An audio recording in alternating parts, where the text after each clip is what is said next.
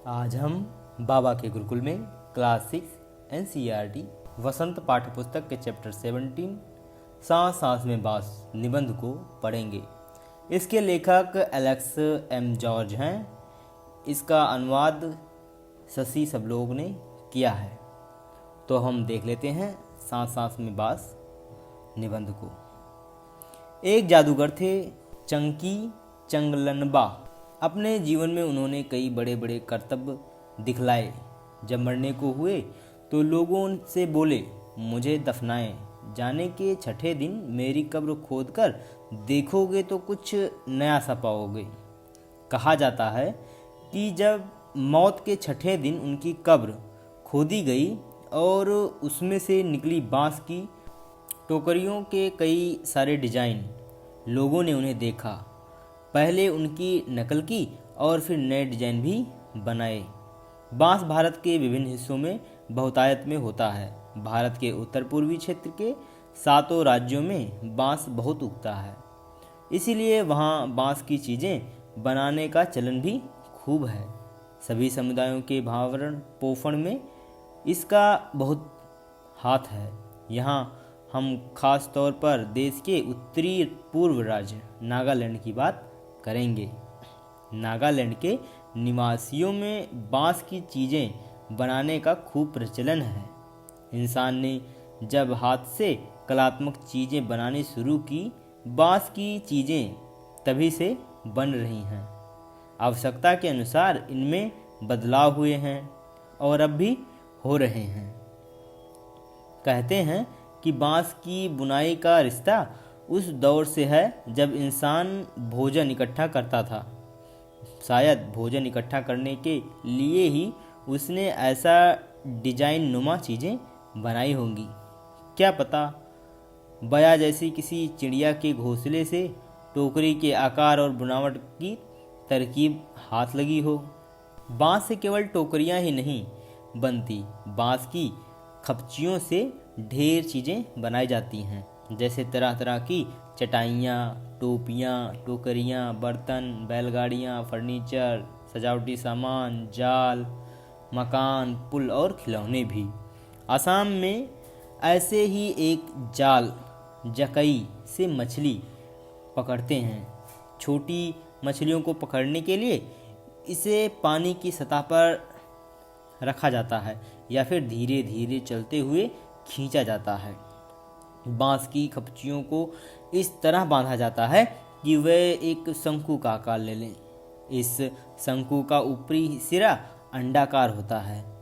निचले नुकीले सिरे पर खपचियाँ एक दूसरे से गुथी हुई होती हैं। खपचियों से तरह तरह की टोपियाँ भी बनाई जाती हैं। आसाम के चाय बागानों के चित्रों में तुम्हें लोग ऐसी टोपियाँ पहने हुए दिखाई जाएंगे। और हाँ, उनकी पीठ पर टंगी बांस की बड़ी सी टोकरी देखना ना भूलना। ठीक है, तो यहाँ पे कुछ चित्र दिए गए हैं, आप इन्हें देख सकते हैं। ठीक है, ये ऊपर देख लेते हैं, बांस से मेरा रिश्ता। बांस का यह झुरमुट मुझे अमीर बना देता है। इससे मैं अपना घर बना सकता हूँ। बांस के बर्तन और औजार इस्तेमाल करता हूँ। सूखे बांस को मैं ईंधन की तरह इस्तेमाल करता हूँ। बांस का कोयला जलाता हूँ। बांस का अचार खाता हूँ। बांस के पालने में मेरा बचपन गुजरा। पत्नी भी तो मैंने बांस की टोकरी के जरिए पाई और फिर अंत में बांस पर ही लिटाकर मुझे मरघट ले जाएगा। तो आगे देख लेते हैं इस निबंध में। जुलाई से अक्टूबर घनघोर बारिश के महीने, यानी लोगों के पास बहुत सारा खाली वक्त, या कहो आसपास के जंगलों से बांस इकट्ठा करने का सही वक्त। आमतौर पर वह 1 से 3 साल की उम्र वाले बांस काटते हैं। बूढ़े बांस सख्त होते हैं और टूट भी जाते हैं। बांस से शाखाएं और पत्तियां अलग कर दी जाती हैं। इसके बाद ऐसे बांसों को चुना जाता है जिनमें गांठें दूर दूर होती हैं। दाव यानी चौड़े चांद जैसे फाल वाले चाकू से इन्हें छीलकर खपचियाँ तैयार की जाती हैं।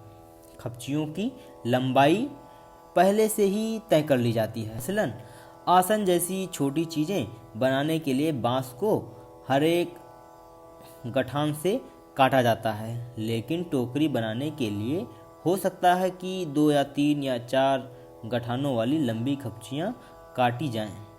यानी कहाँ से काटा जाएगा यह टोकरी की लंबाई पर निर्भर करता है। आमतौर पर खपचियों की चौड़ाई 1 इंच से ज़्यादा नहीं होती है। चौड़ी खपचियों किसी काम की नहीं होती हैं। इन्हें चीरकर पतली खपचियाँ बनाई जाती हैं। पतली खपचियाँ लचीली होती हैं। खपचियाँ चीरना उस्तादी का काम है। हाथों की कलाकारी के बिना खपचियों की मोटाई बराबर बनाए रखना आसान नहीं है। इस हुनर को पाने में काफ़ी समय लगता है। टोकरी बनाने से पहले खपचियों को चिकना बनाना बहुत ज़रूरी है। यहाँ फिर दाव काम आता है। खपची बाएं हाथ में होती है और दाव दाएं हाथ में। दाव का धारदार सिरा खपची को दबाए रहता है, जबकि तर्जनी दाव के एकदम नीचे होती है। इस स्थिति में बाएं हाथ से खपची को बाहर की ओर खींचा जाता है। इस दौरान दायां अंगूठा दाव के अंदर की ओर दबाता है और दाव खपची पर दबाव बनाते हुए घिसाई करता है। जब तक खपची एकदम चिकनी नहीं हो जाती, यह प्रक्रिया दोहराई जाती है। इसके बाद होती है खपचियों की रंगाई। इसके लिए ज़्यादातर गुड़हल, इमली की पत्तियां आदि का उपयोग किया जाता है। काले रंग के लिए उन्हें आम की छाल में लपेटकर कुछ दिनों के लिए मिट्टी में दबाकर रखा जाता है। बांस की बुनाई वैसे ही होती है जैसे कोई और बुनाई।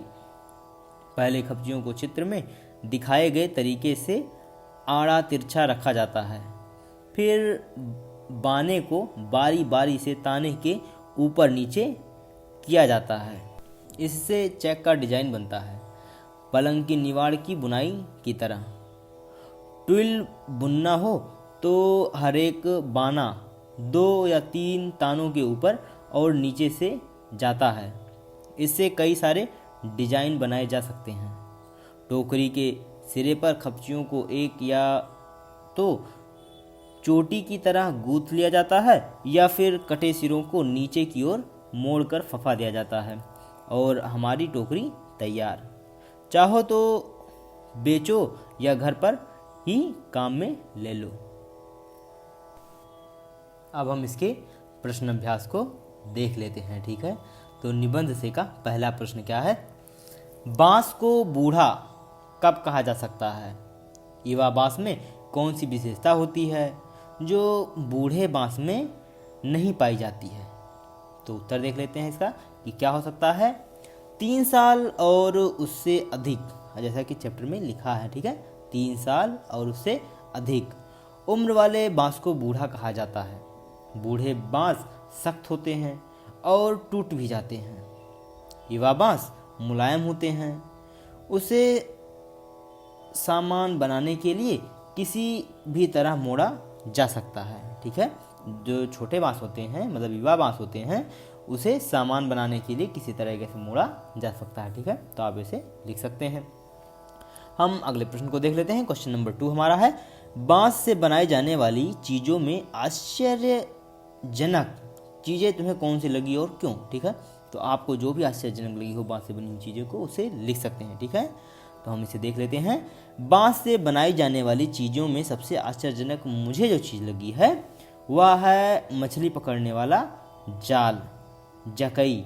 इसकी बुनावट बहुत कठिन है, लेकिन इससे मछलियाँ जिस तरह फंसाई जाती हैं वह बहुत ही आश्चर्यजनक है, ठीक है।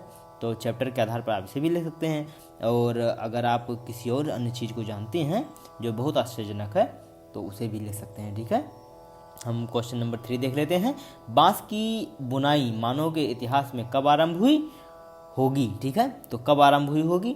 बांस की बुनाई, जैसा कि चैप्टर में लिखा है कि बांस की बुनाई मानव के इतिहास में तब आरंभ हुई होगी जब से इंसान ने हाथ से कलात्मक चीज़ें बनानी आरंभ की, और जब मानव घूम घूम कर भोजन एकत्रित किया करता था। भोजन के लिए उसे एक डलिया नुमा वस्तु की जरूरत पड़ती होगी, तभी उसने बांस की बुनाई से डलिया बनाई होगी। बाद में वह कलात्मक वस्तुएं बनाने लगा। ठीक है, तो आप कुछ इस प्रकार से इसका उत्तर लिख सकते हैं। अब हम अगला क्वेश्चन देख लेते हैं। क्वेश्चन नंबर 4, बांस के विभिन्न उपयोगों से संबंधित जानकारी देश के किस भूभाग के संदर्भ में दी गई है? एटलस में दिखाओ। ठीक है, तो आपको इसे एटलस में दिखाना है। ठीक है, तो इसके उत्तर को देख लेते हैं। बांस भारत के कई भागों में बहुतायत में होता है, मुख्यतः उत्तर पूर्वी 7 राज्यों में। ठीक है, तो ये 7 राज्य आप मैप में जाकर देख सकते हैं।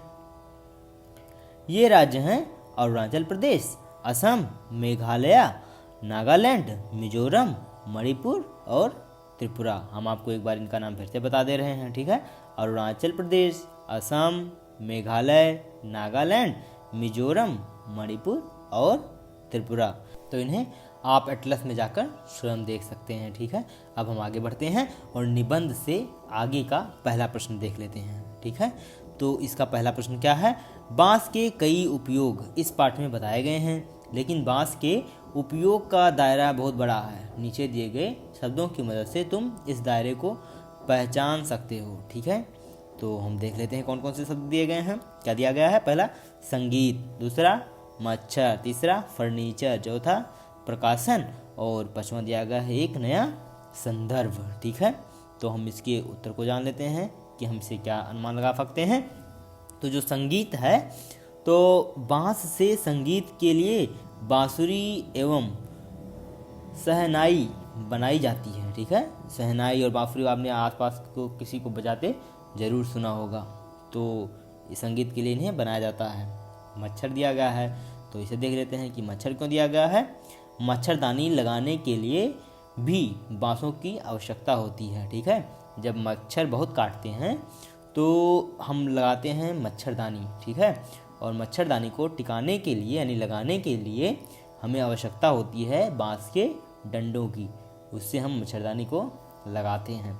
तीसरा दिया गया है फर्नीचर, तो बांस से फर्नीचर बनाया जाता है। ठीक है, बहुत सारे फर्नीचर, कुर्सी, मेज, ठीक है, तो ये सब बांस से भी बनाए जाते हैं।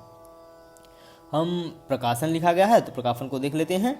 प्रकाशन के लिए बांस से कागज़ बनाया जाता है। ठीक है, तो आप नहीं जानते हो तो हम आपको बता दें कि जो कागज़ बनता है वो बांस का भी बनता है। ठीक है, एक नया संदर्भ यहाँ पे लिखा है, तो उसे देख लेते हैं। इससे क्या होता है? बांस से खिलौने, बर्तन, मकान, अचार भी बनाया जाता है। ठीक है, तो अगर आपने बांस का अचार नहीं खाया हो तो कभी ज़रूर उसको टेस्ट करना कि बांस का अचार कैसा होता है। इसके दूसरे प्रश्न को देख लेते हैं। इस लेख में दैनिक उपयोग की चीज़ें बनाने के लिए बांस का उल्लेख प्राकृतिक संसाधन के रूप में हुआ है। नीचे दिए गए प्राकृतिक संसाधनों से दैनिक उपयोग की कौन कौन सी चीज़ें बनाई जाती हैं। ठीक है, तो यहाँ पर दिया है प्राकृतिक संसाधन और दैनिक उपयोग की वस्तुएं। ठीक है, तो हमें बताना है। तो इसमें पहले देख लेते हैं कि कौन कौन सा नाम दिया गया है जो प्राकृतिक संसाधन है। ठीक है, चमड़ा, घास के तिनके, पेड़ की छाल, गोबर और मिट्टी। तो हम देख लेते हैं कि इनसे कौन कौन सी प्राकृतिक सब चीज़ें बनती हैं। ठीक है, आगे देख लेते हैं। क्वेश्चन कहता है इनमें से किन्हीं 2 प्राकृतिक संसाधनों का इस्तेमाल करते हुए कोई एक चीज़ बनाने का तरीका अपने शब्दों में लिखो। ठीक है, तो जब पहले हम देख लेंगे तो इन्हें आप स्वयं से भी कर सकते हैं। तो पहले देखते हैं चमड़ा। चमड़ा से क्या क्या बनता है? जूता, बैग, पर्स, बेल्ट एवं बहुमूल्य वस्तुओं की कवर। ठीक है, तो बहुत सारी चीज़ें, इसके अलावा भी बहुत सारी चीज़ें बनाए जा सकते हैं। घास के तिनके से क्या क्या बनते हैं? चटाई, खिलौना, टोकरी आदि चीज़ों को इनके तिनकों से हम बना सकते हैं। पेड़ की छाल से क्या क्या बनता है? कागज़, जैसा कि आपने देखा बांस से भी कागज़ बनता है, लेकिन पेड़ की छाल से भी कागज़ बनता है। ठीक है, अगरबत्ती, वस्त्र इत्यादि चीज़ें पेड़ की छाल से भी बनती हैं। मिट्टी से क्या बनता है? बर्तन, मकान, खिलौना, गुल्लक आदि चीज़ें बनती हैं और मिट्टी से और बहुत सारी चीज़ें बनाई जा सकती हैं। ठीक है, गोबर से क्या क्या बनते हैं? उपले, घर की लिपाई भी होती है। ठीक है, अगर आपने गांव में कभी देखा होगा, जो गांव में मिट्टी के घर होते हैं उनका गोबर से लिपाई किया जाता है, ठीक है। और ज़मीन में जो फर्श होता है, अगर किसी का घर फर्श नहीं है तो उसे गोबर से लिपा जाता है, ठीक है। और गोबर से क्या बनता है, खाद भी बनता है। इसी प्रकार गोबर से बहुत सारी चीज़ें बनती हैं, जैसे गोबर गैस प्लांट में भी गोबर का उपयोग होता है, ठीक है। तो इसमें हम आगे देख लेते हैं। चमड़े को काट कर और घिस कर पर्स तथा थैले बनाए जा सकते हैं। हमें चमड़े को सही आकार में काटना तथा रंगना आना चाहिए, ठीक है। तो जो चमड़ा होता है उसे हमें रंगना आना चाहिए, ठीक है, और सही से काटना भी आना चाहिए। तो हम इसके क्वेश्चन नंबर 3 को देख लेते हैं। जिन जगहों की सांस में बांस बसा है, अखबार और टेलीविज़न के जरिए उन जगहों की कैसी तस्वीर तुम्हारे मन में बनती है। तो हमारे मन में किस प्रकार की तस्वीर बन सकती है, ऐसा क्वेश्चन में पूछा गया है, ठीक है। तो देख लेते हैं। सांस में बांस होने का अर्थ है बांस पर पूरी तरह निर्भर होना, ठीक है। जो सांस में बांस लिखा है, सांस में बांस होना का मतलब पूरी तरीके से बांस पर निर्भर होना। हम बांस उगने व चीज़ें बनाने वाली जगहों की तस्वीरें अखबार और टेलीविज़न में देखते हैं। उनके इलाकों में चारों तरफ बांस के झुरमुट या झाड़ियाँ नजर आती हैं। लोग बांस के बने घरों में रहते हैं, बांस की बनी टोपियाँ पहनते हैं। उनके फर्नीचर, बर्तन, औजार और कुछ खाद्य पदार्थ भी बांस के बने होते हैं। बांस पर उनका व्यवसाय चलता है। बांस की सामग्री वे बाजार में बेचते हैं, जैसे टोकरी, जाल, चटाई, खिलौने आदि। उनके घरों के आसपास बांस की कपचियाँ बिखरी दिखाई देती हैं। वह अधिकतर अपनी आवश्यकताओं की पूर्ति के लिए बांस पर निर्भर रहते हैं, ठीक है। तो कुछ इस प्रकार से आप उनका चित्रण लिख सकते हैं, ठीक है। अगर आपके मन में कुछ और बन रहा है न्यूज़ में या टेलीविज़न में सुनने पर, तो आप उसे भी लिख सकते हैं, ठीक है। आगे बढ़ते हैं और अनुमान और कल्पना देख लेते हैं, ठीक है। तो अनुमान और कल्पना क्या है। इस पाठ में कई हिस्से हैं जहां किसी काम को करने का तरीका समझाया गया है। जैसे छोटी मछलियों को पकड़ने के लिए इसे पानी की सतह पर रखा जाता है या फिर धीरे धीरे चलते हुए खींचा जाता है। बांस की खपचियों को इस तरह बांधा जाता है कि वह शंकु का आकार ले लें। इस शंकु पर ऊपरी हिस्सा अंडाकार होता है, मतलब जो शंकु का ऊपरी वाला हिस्सा होता है वो कैसा होता है, अंडाकार होता है।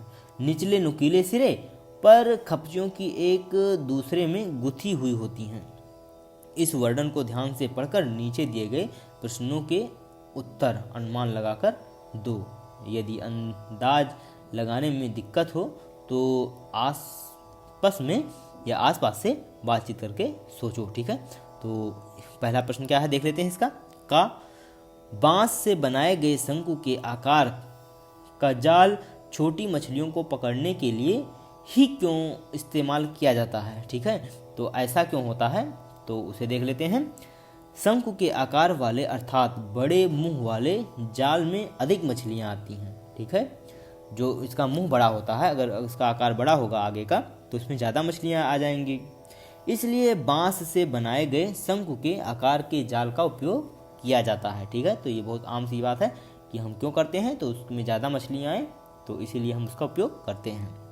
इसका खा है उसको देख लेते हैं। शंकु का ऊपरी हिस्सा अंडाकार होता है तो नीचे का हिस्सा कैफा दिखाई देता है, ठीक है। तो हमें नीचे का हिस्सा बताना है। शंकु का अगर ऊपरी हिस्सा अंडाकार होता है और नीचे का हिस्सा बड़ी परिधि वाला वृत्ताकार दिखाई देता है, ठीक है। जो बड़ी परिधि होता है उस तरीके से वृत्ताकार दिखाई देता है। और हम अगले क्वेश्चन को देख लेते हैं। गा जो है इसमें, इस जाल से मछली पकड़ने वालों को धीरे धीरे क्यों चलना पड़ता है, ठीक है। तो हम जो ये जाल लेकर जाते हैं तो जो मछली वो पकड़ने वाले होते हैं उन्हें धीरे धीरे क्यों चलना होता है, ठीक है। इसके बारे में पूछ रहा है, वो तेज से क्यों नहीं भाग सकते। तो हम जान लेते हैं। जाल में मछलियों की संख्या बहुत अधिक होती है। मछलियों के भार से जाल टूट जाने का डर रहता है, इसलिए इस जाल से मछलियों को पकड़ने वाले को धीरे धीरे चलना पड़ता है। तेजी से चलने से मछलियां जाल में टकराएंगी और वह वापस जल स्रोत की ओर जा सकती हैं, ठीक है। तो इसीलिए वो धीरे धीरे चलते हैं। अब हम देख लेते हैं शब्दों पर गौर। ठीक है, हाथों की कलाकारी, घनघोर बारिश, बुनाई का सफ़र, आड़ा तिरछा, डलिया नुमा, कहे मुताबिक, इन वाक्यांशों का वाक्यों में प्रयोग करो। ठीक है, तो हमें क्या करना है, वाक्यों में प्रयोग करना है। तो पहला देख लेते हैं, हाथों की कलाकारी। बांस से ज़्यादातर वस्तुओं का निर्माण हाथों की कलाकारी से ही संभव होता है। ठीक है, तो इस प्रकार से आप इसका वाक्य में प्रयोग कर सकते हैं। घनघोर बारिश, आज यहाँ सवेरे से घनघोर बारिश हो रही है। ठीक है, घनघोर बारिश मतलब बहुत तेज बारिश होना।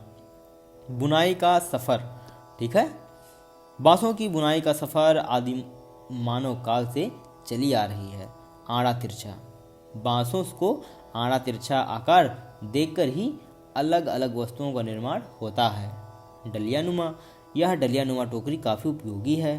कहे मुताबिक, आपके कहे मुताबिक मैंने अपना गृह कार्य स्वयं कर लिया। ठीक है, तो इसी प्रकार आप इसे बना सकते हैं। आप इसका वाक्य में प्रयोग कुछ और तरीके से भी कर सकते हैं। अब हम जानेंगे व्याकरण के बारे में। ठीक है, इसका पहला प्रश्न है, बनावट शब्द बुन क्रिया में आवट प्रत्यय जोड़ने से बनता है। ठीक है, इसी प्रकार नुकीला, दबाव, घिसाई भी मूल शब्द में विभिन्न प्रत्यय जोड़ने से बनते हैं। ठीक है, तो इन चारों शब्दों में प्रत्यय की पहचानो और उनसे तीन तीन शब्द और बनाओ। इन शब्दों का वाक्यों में प्रयोग करो। ठीक है, तो नीचे दिए गए शब्द को हम देख लेते हैं क्या क्या हैं। बुनावट, नुकीला, दबाव, घिसाई। ठीक है, ये चार शब्द कौन कौन से हैं फिर से एक बार बता दे रहा हूँ। बुनावट, नुकीला, दबाव और घिसाई। ठीक है, तो उत्तर इसके जान लेते हैं। बुने और ओवट, बुने और ओवट को जोड़ने से बुनावट बनता है। ठीक है, तो यहाँ पे जो प्रत्यय है वो क्या है, आवट। ठीक है, तो इसके तीन शब्द हम देख लेते हैं, खिलावट, सजावट, रुकावट। ठीक है, और इनका वाक्यों में प्रयोग भी कर लेते हैं। नेखा की लिखावट अच्छी है, सजावट के लिए हम वाक्य में प्रयोग कर लेते हैं, तुम्हारे घर की सजावट बहुत अच्छी है। और रुकावट, रास्ते में रुकावट है। ठीक है, अब दूसरा शब्द देख लेते हैं, नुकीला। तो जो नुकीला है इसमें इला प्रत्यय जुड़ा है। ठीक है, जो नुकीला में क्या है, इला प्रत्यय है। तो इससे हम कौन कौन से शब्द बना सकते हैं, बर्फीला, जहरीला, पथरीला, चमकीला। ठीक है, और इसका हम वाक्य में अगर प्रयोग करें तो बर्फीला के लिए क्या होगा, केदारनाथ काफ़ी बर्फीला इलाका है। जहरीला के लिए क्या करेंगे, जहरीला भोजन मत करो। ठीक है, या सांप जहरीला होता है। पथरीला का, यह रास्ता पथरीला है। ठीक है, और चमकीला के लिए हम इसका वाक्य में प्रयोग कैसे कर सकते हैं, उसका कमीज काफ़ी चमकीला है। ठीक है, तो आगे बढ़ते हैं और दबाव के लिए हम देख लेते हैं। ठीक है, दबाव कैसे मिलकर बना है, दब प्लस आव से मिलकर बना है। मतलब इसमें जो प्रत्यय है वो क्या है, आव। अब हम इससे शब्द बना लेते हैं, जैसे बहाव, ठहराव, जमाव। ठीक है, अब इन शब्दों का वाक्य में प्रयोग कर लेते हैं। वो कैसे होगा, बहाव के लिए, नदी में पानी का बहाव बहुत तेज है। ठीक है, ठहराव का हम क्या करेंगे, उसके जीवन में ठहराव आ गया। मतलब वो बहुत तेज़ी से विकास कर रहा था लेकिन अब क्या हो गया, ठहराव आ गया। जमाव, मतलब बारिश के पानी की जमाव देखने लायक है। ठीक है, जब पानी बहुत ज़्यादा भर जाता है तो उसे हम क्या बोलते हैं, जमाव। आगे देख लेते हैं और हम देख लेते हैं अगला वर्ड क्या है, पिसाई। ठीक है, तो ये किससे बना है, पिस प्लस आई से। मतलब इन दोनों शब्दों को जोड़ने से पिसाई बना है। और जो इसमें प्रत्यय है वो क्या है, आई है। और अगर हम इनसे शब्द बनाएं तो क्या क्या बनेगा, धुनाई, सफाई, पिसाई। ठीक है, और इसका हम वाक्य में प्रयोग कर लेते हैं। धुनाई का वाक्य में प्रयोग कैसे होगा, पुलिस ने चोर की अच्छी धुनाई की। सफाई, साफ सफाई से घर सुंदर लगता है। ठीक है, तो आप सभी को साफ सफाई रखना चाहिए अपने घर के आसपास, अपने घर में। ठीक है, अपने कपड़े, अपने नाखून, अपने दांत। ठीक है, इन सब चीज़ों की साफ सफाई बहुत आवश्यक है। ठीक है, आगे देख लेते हैं पिसाई। तो गेहूं की पिसाई हो सकती है। ठीक है, चावल की पिसाई हो सकती है, आप कुछ भी लिख सकते हैं। ठीक, गेहूं की पिसाई लिख सकते हैं, चावल की पिसाई लिख सकते हैं। आगे बढ़ते हैं और अपने प्रश्न नंबर 2 को देख लेते हैं। नीचे पाठ से कुछ वाक्य दिए गए हैं। ठीक है, जैसे कौन कौन से वाक्य हैं उन्हें देख लेते हैं।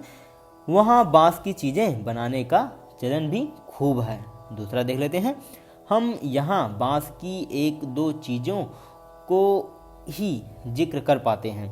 तीसरा देख लेते हैं, मसलन आसन जैसी छोटी चीज़ें बनाने के लिए बांस को हर एक गठान से काटा जाता है। और अगला देख लेते हैं, खपचियों से तरह तरह की टोपियाँ भी बनाई जाती हैं। ठीक है, तो यहाँ पे रेखांकित शब्दों को ध्यान में रखते हुए इन शब्दों को अलग ढंग से लिखो। तो इन्हें क्या करना, जो वाक्यांश में शब्द दिए गए हैं, जो अंडरलाइन है, उन्हें हम अलग तरीके से लिखेंगे। ठीक है, तो पहले का देख लेते हैं, वहाँ बांस की चीज़ें बनाने की परंपरा खूब है। ठीक है, तो इसको हम बदल के परंपरा खूब है कर सकते हैं। अगला देख लेते हैं, दूसरा क्या लिखेंगे, हम यहाँ बांस की एक दो चीज़ों की ही चर्चा कर पाए हैं। ठीक है, और अगला देखेंगे यानी तीसरा देख लेते हैं, उदाहरण के लिए आसन जैसी छोटी चीज़ें बनाने के लिए बांस को हर एक गांठ से काटा जाता है। ठीक है, और हम अंतिम यानी चौथा देख लेते हैं, खपचियों से कई प्रकार की टोपियाँ भी बनाई जाती हैं। तो अब हम इसका अगला क्वेश्चन नंबर 3 देख लेते हैं, तर्जनी हाथ की किस उंगली को कहते हैं। ठीक है, तर्जनी हाथ की किस उंगली कहते हैं, बाकी उंगलियों को क्या कहते हैं, सभी उंगलियों के नाम अपनी भाषा में पता करो और कक्षा में अपने साथियों और शिक्षकों को बताओ। ठीक है, तो तर्जनी हाथ के अंगूठे के साथ वाली उंगली को कहते हैं। ठीक है, जो अंगूठे के साथ में उंगली होती है उसे हम तर्जनी कहते हैं। बाकी उंगलियों को मध्यमा, अनामिका, कनिष्ठा और अनुष्ठा कहते हैं। और जो अपनी भाषा में इन्हें बताना है तो इसे आप स्वयं अपने आसपास मम्मी पापा या किसी और से अपने रीजनल लैंग्वेज में पूछ सकते हैं कि इन्हें हम क्या कहते हैं। एक बार हम आपको फिर से बता दें कि जो बाकी उंगलियां होती हैं उन्हें क्या कहते हैं, मध्यमा, अनामिका, कनिष्ठा और अंगूष्ठा कहते हैं। ठीक है, अंगूष्ठा मतलब अंगूठा। ठीक है, क्वेश्चन नंबर 4 देख लेते हैं, अंगुष्ठा, तर्जनी, मध्यमा, अनामिका, कनिष्ठा, ये 5 उंगलियों के नाम हैं। इन्हें पहचान कर सही क्रम में लिखो। ठीक है, तो इसको हम देख लेते हैं। जो अंगुष्ठा होता है, जो हमारा अंगूठा होता है, उसके साथ जो जुड़ी हुई उंगली होती है उसको हम बोलते हैं तर्जनी। और जो तर्जनी के जस्ट बगल में होती है उसको हम बोलते हैं मध्यमा। जो मध्यमा से आगे होती है उसको हम बोलते हैं अनामिका। और अनामिका से जो आगे यानी लास्ट फिंगर होती है छोटी वाली, उसे हम बोलते हैं कनिष्ठा। ठीक है, तो हम इसे एक बार फिर से देख लेते हैं। इधर अंगुष्ठा से स्टार्ट करेंगे और आगे बढ़ेंगे। ठीक है, आप पहले अंगुष्ठा, उसके बाद तर्जनी, फिर मध्यमा, फिर अनामिका और फिर कनिष्ठा। ठीक है, तो ये इसका सही क्रम है। यहाँ पर आपका ये चैप्टर समाप्त हुआ। यहाँ तक हमारे साथ वीडियो में बने रहने के लिए आप सभी का बहुत बहुत धन्यवाद।